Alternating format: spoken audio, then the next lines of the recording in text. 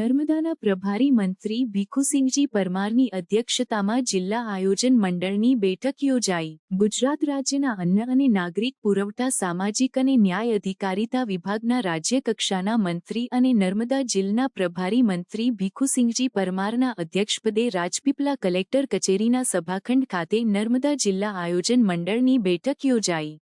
બેઠકમાં ગત વર્ષની જિલ્લા આયોજન મંડળની બેઠકની કાર્યવાહી નોંધને બહાલી આપ્યા બાદ વર્ષ 2024-25ના મંજૂર થયેલા વિકાસ કામોની સમીક્ષા કરી વર્ષ 2025-26ના વિવેકાધીન, પ્રોત્સાહક, નગરપાલિકા અને જિલ્લા કક્ષાની જોગવાઈઓના આયોજન, સાંસદ અને ધારાસભ્યના કામોની સમીક્ષા સાથે વિસ્તૃતમાં ચર્ચા કરવામાં આવી હતી।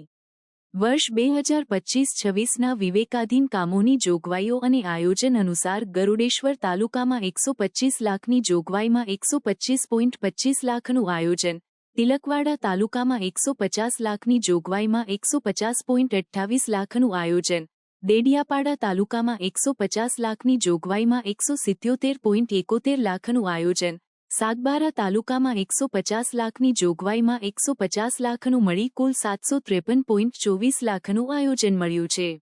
સમગ્ર રાજ્યમાં નર્મદા જિલ્લાની સરાહનીય કામગીરી બદલ પ્રભારી મંત્રીએ સૌને અભિનંદન પાઠવ્યા હતા।